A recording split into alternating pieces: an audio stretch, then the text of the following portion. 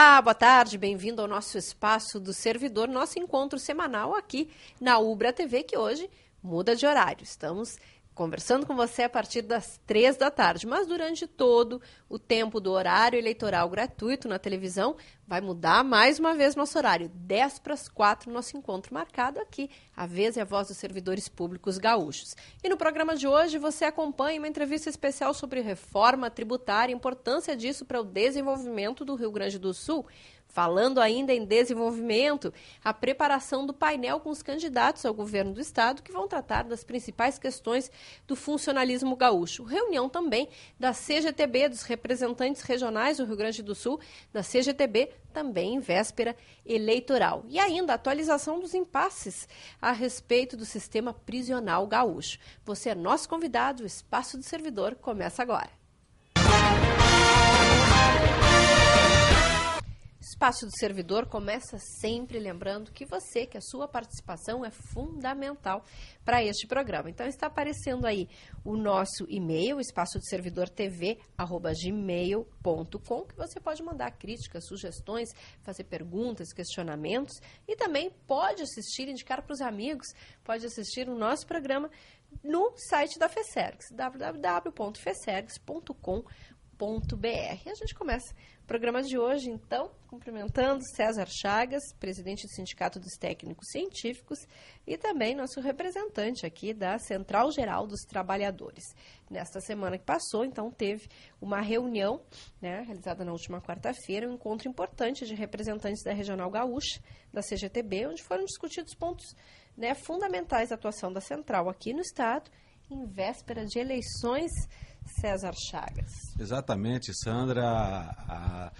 Nós estamos em ampla movimentação das centrais sindicais, é um período eleitoral onde as definições começam a acontecer e nós, no serviço público, já estamos fazendo todo esse trabalho de levantar propostas para serem encaminhadas aos nossos candidatos ao governo do Estado e também aos candidatos ao governo federal, porque a classe trabalhadora ela abrange serviço público e servidores da iniciativa privada. Todos eles hoje têm demandas e interesses a serem protegidos por esses candidatos ao governo do Estado. Então, nós fizemos essa plenária do dia 11, pela manhã, da CGTB. A CGTB hoje é a central que vem congregando o maior número de sindicatos públicos e que defende interesses de uma forma muito forte dos trabalhadores do serviço público, onde nós já conseguimos, através do primeiro congresso da classe trabalhadora em São Paulo, no mês de junho, onde nesse congresso já tivemos implementado na Carta dos Trabalhadores do Brasil 5 principais pontos que eu acho que é fundamental para os trabalhadores públicos. Primeiro, a questão da valorização do trabalhador do serviço público por meio da implantação de um plano de cargos, carreiras e salários. Essa é uma aspiração que vem sendo permanentemente aí trabalhado, lutado, para que nós tenhamos um plano de carreira. Como nós não temos as proteções das legislações trabalhistas da iniciativa privada, nós temos que criar a nossa proteção, o nosso sistema. Então, o plano de cargos, carreiras e salários é um dos pleitos que fazem parte do elenco dos trabalhadores públicos, que está na Carta Maior dos Trabalhadores Nacional. Também a questão da garantia do ingresso do serviço público através do concurso público. Hoje nós estamos vendo um serviço público sucateado, cada vez mais os trabalhadores estão indo para a aposentadoria. O Rio Grande do Sul hoje, 54% dos trabalhadores do serviço público do Rio Grande do Sul, serviço público estadual, está aposentado, contra 46 na ativa. Não existe modelo previdenciário que sobreviva a isso. Já discutimos isso recentemente. A questão de estabelecer uma gestão paritária entre Estado e servidores públicos no regime previdenciário. Ou seja, o Estado, há 70 anos no Rio Grande do Sul, se comprometeu em fazer uma gestão de previdência. O que fez? Botou todo o dinheiro no investimento, não fez concurso público e agora nós praticamente não temos mais previdência pública. Só que inviabilizou um modelo que pode dar certo. Exatamente, né? queremos a participação dos trabalhadores. Outro ponto que foi aprovado como pauta nacional, a questão do nepotismo. As centrais sindicais têm ponto firmado contra a questão do nepotismo no serviço público. E também garantir que todos os trabalhadores públicos de todo o Brasil nunca receberão salários inferiores ao salário mínimo nacional. Nós já tivemos aqui casos de lutas da própria sindicato aqui, do DAER, principalmente. Contra cheques vergonhosos. Exatamente. Então, essas são pautas nacionais. E também discutimos no dia 11 a questão das pautas estaduais. Eu acho que nós também estaremos apresentando aos candidatos ao governo do Estado uma pauta extensa de reivindicações no serviço público, onde nós temos as questões, por exemplo, do trabalhador da saúde, né? A questão da saúde do trabalhador, a defesa do trabalhador, porque o serviço público ele participa de uma estrutura de Estado que cria as regras para a iniciativa privada e não pratica essas regras contra os seus trabalhadores. E acaba acontecendo o abandono dos trabalhadores nas horas difíceis em que ele realmente precisaria do amparo do patrão. E também discutimos pautas importantíssimas, como a questão dos pedágios no Brasil, por exemplo. Foi dito aqui que um caminhoneiro, para ir do Rio Grande do Sul ao norte do estado, ele tem que levar R$600 para pagar o pedágio para chegar até o norte. Absurdo. E depois mais R$600 para voltar. Isso tudo é valor que é agregado ao frete, né, e que acaba reduzindo o valor do frete, acaba prejudicando o deslocamento de mercadorias. Então, nós queremos uma política para os pedágios, queremos uma política para o trabalhador da saúde, a questão da gestão do SUS também, que é uma luta que nós vemos mantendo permanentemente no cenário nacional, também aqui no Conselho Estadual de Saúde, onde o gestor tem que fazer parte das mesas de negociações para garantir que aquilo que for acordado realmente venha a ser aplicado. Então, acho que são discussões extremamente importantes e também uma classe que foi discutida e que nós vamos aí levantar uma grande bandeira, a questão dos artistas, dos músicos, dos manequins e modelos, que é uma classe hoje que 90% vive na informalidade. E nós precisamos criar uma proteção dessa categoria. E nós coletamos aí várias outras contribuições que serão levadas aos candidatos da Presidência da República e também aos candidatos estaduais, visando a defesa dos trabalhadores. Tá muito bem, a gente vai falar ainda, muito obrigada, César, é importante, né, ver também a atuação aí dos trabalhadores, seja da iniciativa privada, seja do setor público, mas também aí, ao fim e ao cabo, né, para o bem da sociedade. A gente vai retomar também este assunto sobre questões importantes, relevantes, né, que precisam ser discutidas neste momento eleitoral, que é um momento de debate de propostas mesmo. Então, no próximo bloco a gente vai falar disso. Mas antes, vamos falar de uma questão que se arrasta há anos no Brasil e que é igualmente importante para o desenvolvimento, né, não do país como um todo, mas também aqui do Rio Grande do Sul, que é a reforma tributária. A Tatiana Daniele foi conversar com o advogado tributarista Nelson Lacerda. Acompanhe. Dr. Nelson Lacerda, que hoje vai repercutir um assunto bastante importante, principalmente esse ano, que é ano de eleição, que é a reforma tributária.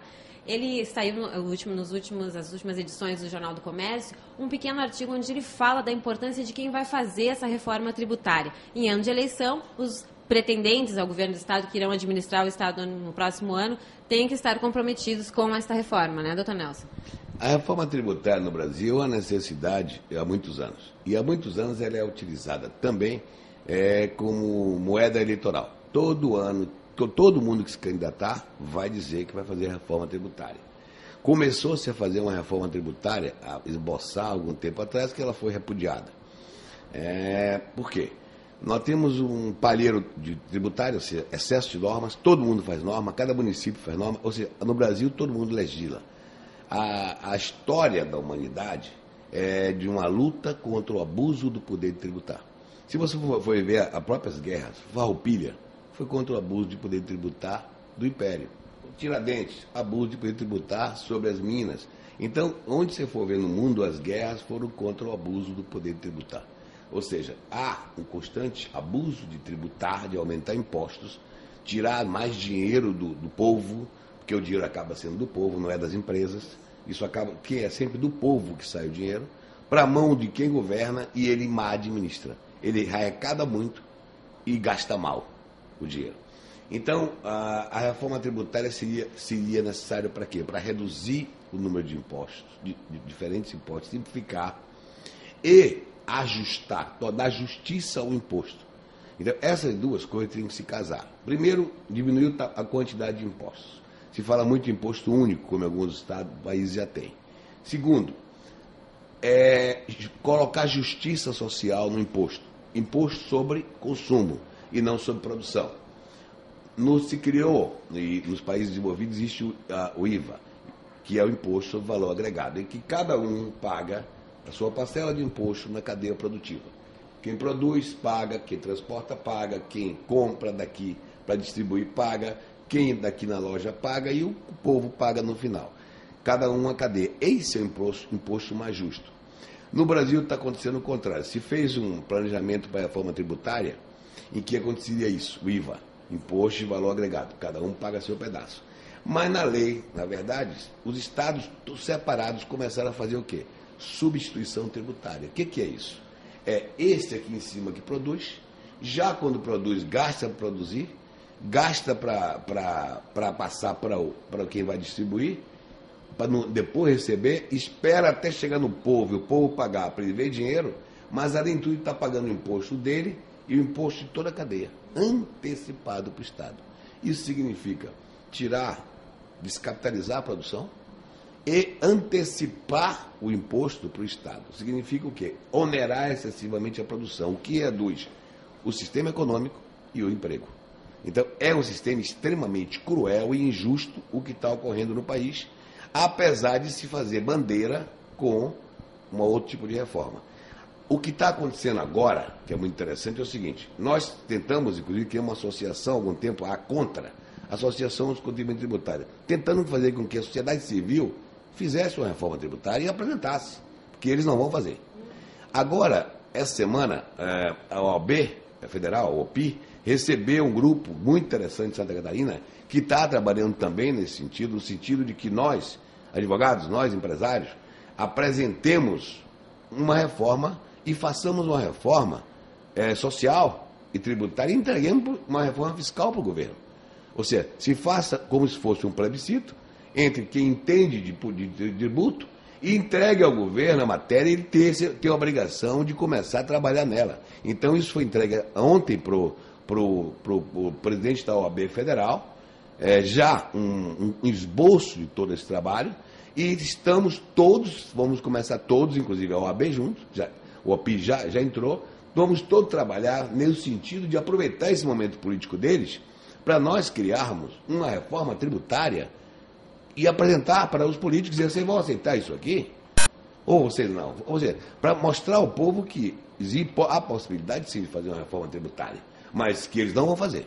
Nós temos que fazer. Seria uma forma de comprometer os candidatos com realmente alguma coisa concreta para os próximos anos. Exatamente. Comprometer os candidatos e dar a eles já uma coisa palpável e mais justa para todo mundo. Todo mundo quer pagar imposto, porque imposto é essencial. É essencial para o serviço público, é essencial para manter o país. O que não se quer é que a economia seja destruída ou fique estagnada por excesso de imposto e, inclusive, o retorno desse imposto tem que ser transparente. Porque esse imposto tem que voltar em serviço essencial. Senão o país não cresce. Nós estamos tendo nesse momento, por exemplo, uma situação muito, muito, muito perigosa.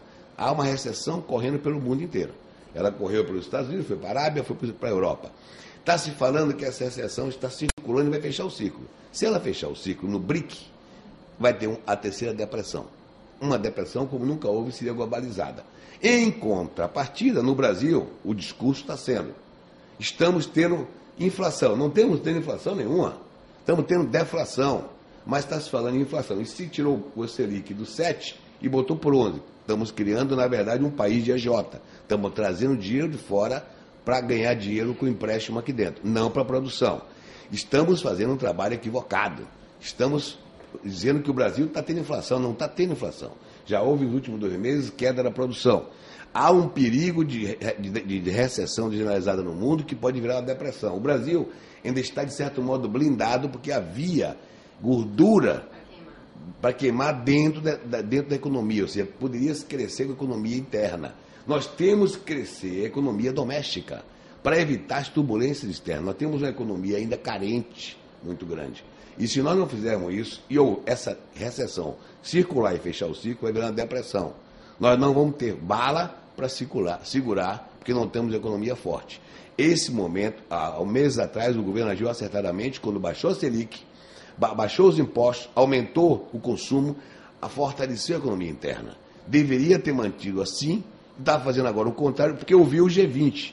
O G20 vai dizer, o concorrente vai dizer a você que faça o que você quer, o que ele quer. Ele quer que o Brasil aumente o juro e taxe mais impostos para não crescer. Ou seja, nós temos que crescer para fazer a economia interna crescer.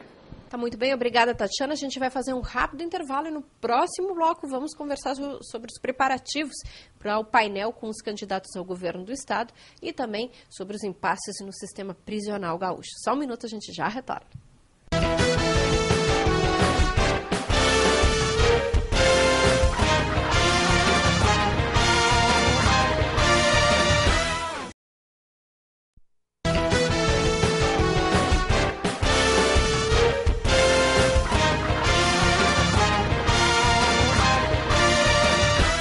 Espaço do Servidor de volta. E agora você acompanha uma entrevista da Tatiana Daniele com o Sérgio Arnaud, presidente da FESERGS, que traz os detalhes de toda a preparação do painel com os candidatos ao governo do estado do Rio Grande do Sul. Acompanhe.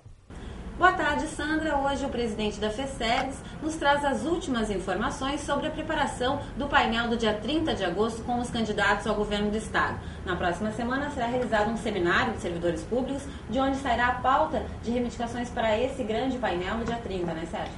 Perfeito. Nós estamos realizando na segunda-feira, dia 16, um seminário preparatório, juntamente com o Sintergs, juntamente com a Associação dos Cabos Soldados, a BANF, do Leonel Lucas, presidida pelo Leonel Lucas, e também com a Associação dos Sargentos e Subtenentes, presidida pelo Sargento Santelano, onde nós estaremos realizando um seminário para retirar um conjunto de propostas que serão levadas aos candidatos ao governo do Estado neste painel do dia 30. Ou seja, nós vamos fazer esse conjunto, aprovar esse conjunto de propostas, vamos encaminhá-las para as assessorias dos candidatos, para que eles, ao participarem do painel no dia 30, no auditório, no salão do Hotel Embaixador, eles já tenham conhecimento e vão comparecer para dar as suas respostas em relação a esses temas que são muito importantes para nós conhecer a opinião dos candidatos ao Palácio Piratini. Já há confirmação, inclusive, de alguns nomes para esse painel do dia 30? Sim, nós já temos a confirmação do candidato José Fogaça, da candidata Ieda Cruzes, do candidato Pedro Ruas, e estamos aguardando a confirmação do candidato Tarso Genro, mas temos certeza que no correr desta semana agora nós já teremos todos os candidatos confirmados e nós queremos abordar coisas importantes para nós. Nós queremos ouvir a opinião desses candidatos, postulantes ao Palácio Piratini, sobre temas de alta relevância para nós, como, por exemplo, a adequação da Constituição Estadual e da legislação estadual às determinações da Convenção 151 da OIT, que prevê o direito de negociação coletiva e de firmar acordos coletivos de trabalho para os servidores públicos. São coisas inovadoras que precisam ser acolhidas pela Constituição e pela legislação infraconstitucional. Então, esses pontos, justamente com a questão da política salarial, política previdenciária, questão do IP, questão da previdência dos servidores estaduais, enfim, tudo isso nós queremos ter respostas dos candidatos ao governo do Estado. Inclusive, são esperadas cerca de 600 pessoas para esse dia. No mínimo 600 pessoas que virão de todos os pontos do Estado, porque são pessoas que virão representando as delegacias regionais das diversas associações e sindicatos de servidores públicos civis e militares que estarão vindo aqui para ouvir. Será um painel para ouvir, para conhecer, e não um painel exclusivamente de debate, porque nós entendemos que queremos ouvir os compromissos, as posições dos candidatos a governador em relação especificamente aos temas que interessam os servidores públicos. Muito obrigada.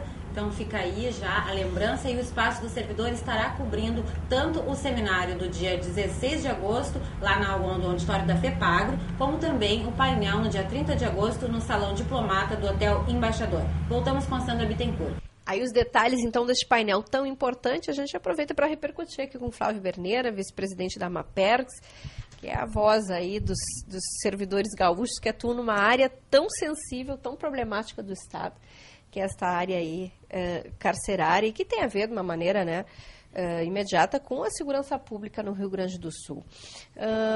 Flávio, tu tem aí uma trajetória de luta, né, muito, muito grande, muito consistente, combativa aí. Tu dirias, dessas questões que, né, serão levantadas para a área de segurança, para a área prisional, quais seriam os pontos cruciais que é necessário que os candidatos se posicionem, mas mais do que isso, que digam o que vão fazer? Para os servidores e para a sociedade, lógico. Sandra, boa tarde, uma satisfação sempre estar nesse importante espaço.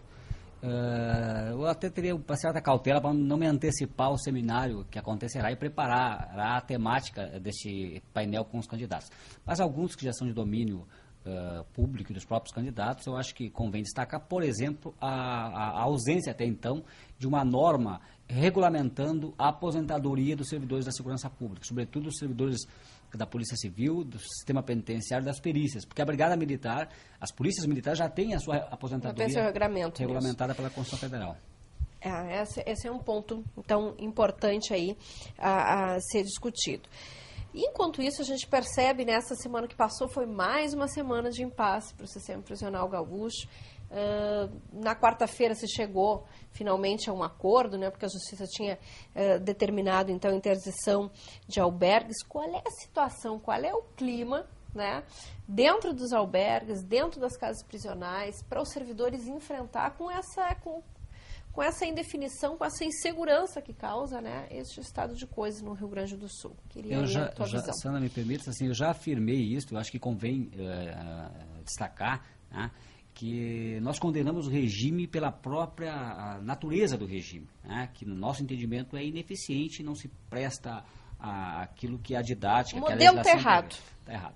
E também já disse que os primeiros a sentir os reflexos do tensionamento, do conjunto de revolta e de indignação que é natural que surja no meio dos presos por conta de não terem os seus direitos atendidos, entre eles o de mudança de regime, né? Os primeiros a sentir os reflexos são os servidores penitenciários, que estão lá no cotidiano, no dia a dia, né?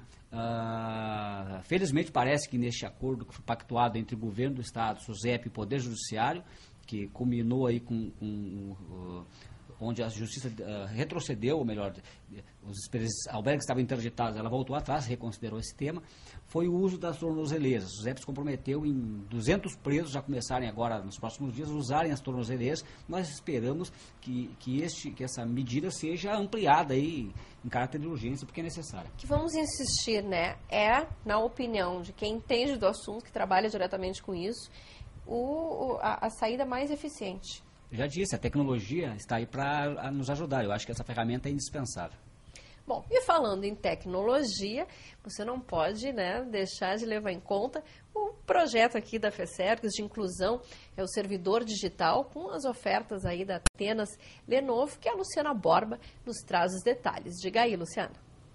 Boa tarde, Sandra. E atenção aqui, você que é servidor público do Estado está pensando em trocar de computador, mas olhou no mercado e as parcelas não cabem no seu orçamento? Então preste atenção aqui, porque a FESERGS, junto com a Lenovo Atenas, aqui do Rio Grande do Sul, oferece para você a campanha Servidor Digital RS. Agora você pode conquistar um dos 5 modelos da Lenovo. Você tem o Netbook S10 II, o X100, o Lenovo G550, o G450 e também o desktop E200 para toda a família, parcelando em até 36 vezes. Sem consulta ao SPC ou Serasa, é só você entrar no site agora. Aproveita que é final de semana, junte a sua família, vá para o computador e consulte www.fesergs.com.br. Você clica em promoção e escolhe o modelo que mais se encaixa com as suas necessidades e da sua família e você realiza a sua intenção de compra. E depois, a Fesergues cuida de todo o resto para você receber na sua casa o seu computador da Lenovo. Última geração, computadores completos, leves, portáteis para você levar junto de você e estar sempre bem informado. Então entre agora no site www.fesergues.com.br, escolha o seu modelo de computador e aproveite. Centenas de gaúchos, centenas de servidores públicos já escolheram os computadores, já receberam e estão satisfeitos. Você ainda não entrou no site? Então vá agora mesmo escolher o seu Lenovo. Todos os modelos silenciosos, eles têm bateria de longa duração, o melhor teclado porque tem um design maravilhoso, fácil para você digitar e tecnologia de ponta. Você quer um computador ágil que caiba no seu orçamento? Está aí a sua oportunidade. fesergues.com.br, entra lá, efetue a sua compra e receba em casa o seu Lenovo, Sandra. Obrigada, então, Luciana. A gente vai encerrando o programa de hoje. Lembrando que você pode assistir ao nosso programa aí no site, no portal da Fesergues. O endereço está aparecendo aí no seu vídeo, www.fesergues.com.br. Lembrando também que a partir do próximo sábado, novo horário em função do horário eleitoral gratuito. 10 para as 4 a gente tem encontro marcado. Vou aguardar você. Uma ótima semana e até lá.